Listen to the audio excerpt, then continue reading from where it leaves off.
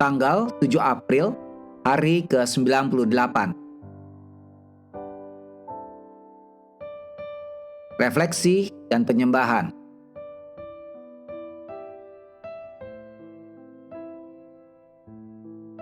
Bahaya hati yang terbagi. Orang Kristen yang tidak konsisten adalah salah satu pekerja iblis yang terbaik.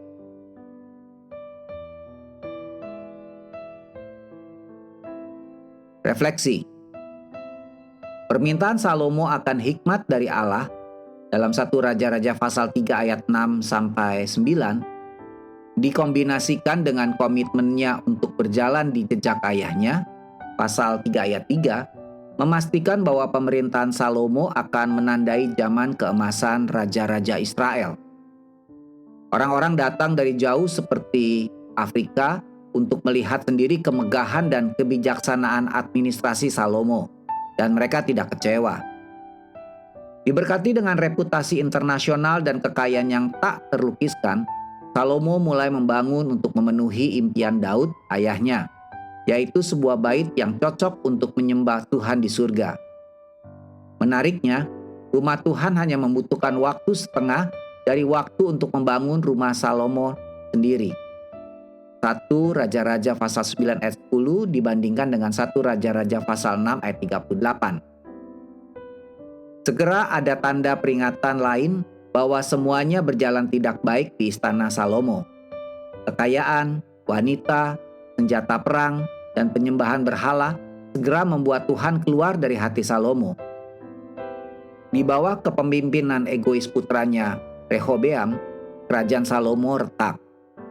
Di bawah kepemimpinan tak bertuhan dari raja-raja seperti Yerobeam dan Ahab, kerajaan kembar ini mulai hancur. Dan dengan latar belakang kisah ini, maka muncul sosok unik dengan pesan khususnya, yaitu Elia dari Tisbe. Kontemplasi. Apa yang akan Anda pikirkan tentang seorang atlet yang berlari secepat angin untuk paruh pertama balapan, lalu berjalan di sisa jalan dan finish di tempat terakhir? Apa yang akan Anda pikirkan tentang seorang membangun yang bangunannya tinggi dan kuat dan aman untuk 10 lantai pertama, tetapi ditandai oleh pengerjaan jelek dan kamar setengah jadi di sisa lantainya? Apa yang akan Anda pikirkan tentang seorang pembuat roti yang roti dan kue keringnya memiliki aroma yang luar biasa, tetapi setelah menggigitnya Anda menemukan kue tersebut masih setengah matang? Kemungkinan Anda akan mencari seseorang yang memberi banyak perhatian pada akhir suatu kegiatan daripada saat memulainya. Dalam setiap pengejaran hidup, apakah berlari, membangun, memanggang, atau melayani Tuhan, pekerjaan yang dilakukan setengah-setengah sedikit lebih baik daripada pekerjaan yang tidak pernah dimulai. Pemerintahan Salomo dimulai dengan janji dan potensi besar. Raja yang lebih kaya dan lebih bijaksana dari raja manapun di dunia, seperti yang disebutkan dalam 1 Raja-Raja pasal 10 ayat 23, tampaknya memiliki segalanya untuknya. Tetapi di tahun-tahun terakhirnya, orang paling bijaksana yang pernah hidup ini mulai bertindak seperti orang bodoh. Dahulu hatinya terfokus pada Tuhan saja, tetapi sekarang hati Salomo berubah menjadi cinta akan hal lainnya, yaitu wanita asing, kereta berkuda, kekayaan berkilauan. Dan ketika pasal akhir dari hidupnya ditulis, raja dengan hati yang terbagi ini meninggalkan juga sebuah kerajaan yang akan segera terbagi juga. Aplikasi. Alkitab memiliki banyak hal yang perlu dikatakan tentang bahaya setengah hati.